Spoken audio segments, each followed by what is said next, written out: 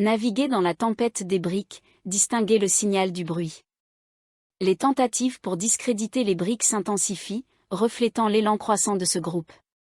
Bien que la critique constructive soit précieuse, il est tout aussi essentiel de soumettre ces critiques à une analyse rigoureuse, afin de distinguer les points valides du simple bruit et de mieux comprendre les enjeux sous-jacents. Une des critiques principales est que les BRICS sont perçus comme une force, antagonisant l'hégémonie occidentale. La formulation de cet argument semble étrange. Les critiques révèlent-ils involontairement qu'une hégémonie existe et devrait rester incontestée? Cela semble quelque peu féodal, mais mérite d'être déconstruit.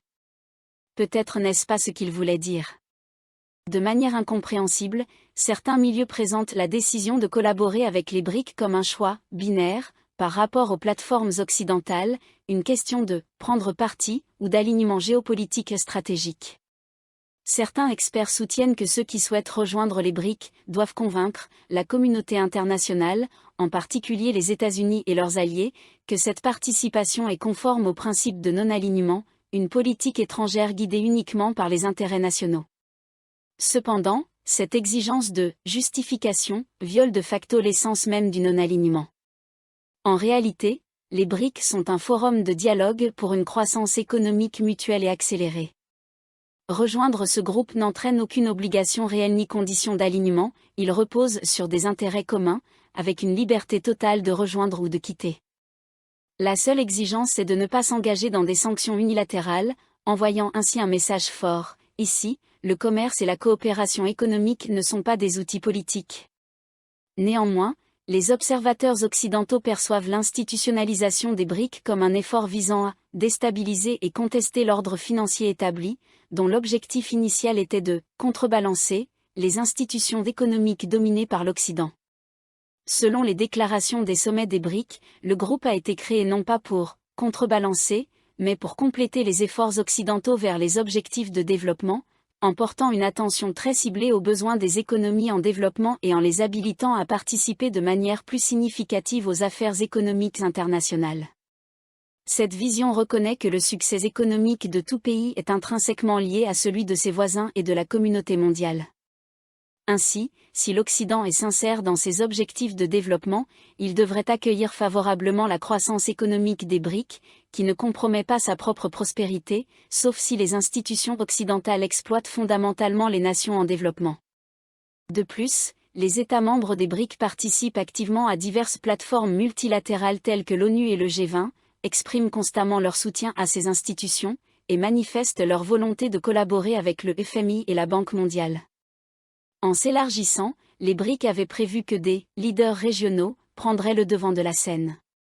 Cependant, l'inclusion de l'Éthiopie, avec ses ressources naturelles inexploitées et son industrie agricole florissante, a réitéré l'accent mis par le groupe sur le co-développement économique, plutôt que sur l'influence géopolitique ou l'alignement, comme le prouve également le fait que des pays ayant un soutien politique notable à la Russie dans sa confrontation avec l'Occident, tels que le Nicaragua, Cuba, la Syrie, la Corée du Nord et la Biélorussie, ne sont toujours pas membres des BRICS.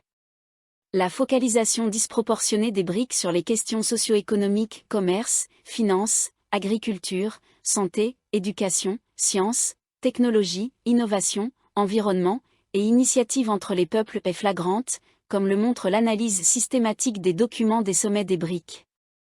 En outre, la réserve partagée contre l'Occident, perçue varie parmi les membres des BRICS, soulignant ainsi leur nature apolitique.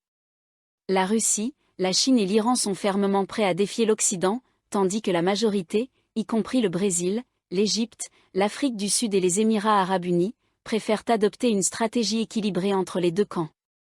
L'Inde, bien que membre de nombreuses alliances dirigées par les États-Unis, collabore avec les BRICS principalement pour des raisons économiques. Alors, pourquoi d'autres pays ne pourraient-ils pas faire de même sans prendre parti? Et pourquoi cette nouvelle campagne de peur selon laquelle la coopération avec les BRICS affecterait négativement les investissements directs étrangers, IDE, d'un pays? Les critiques soutiennent en revanche que s'intégrer aux plateformes occidentales pourrait améliorer la gouvernance d'un pays en normalisant la fiscalité, la législation du travail, la protection de l'environnement, et d'autres aspects et attirer ainsi plus d'IDE. Cependant, la notion occidentale de « normalisation de la gouvernance » signifie en réalité l'imposition de conditions strictes, souvent en limitant sévèrement la capacité d'un pays à tracer de manière indépendante sa voie nationale ou à maintenir des principes éthiques au niveau mondial.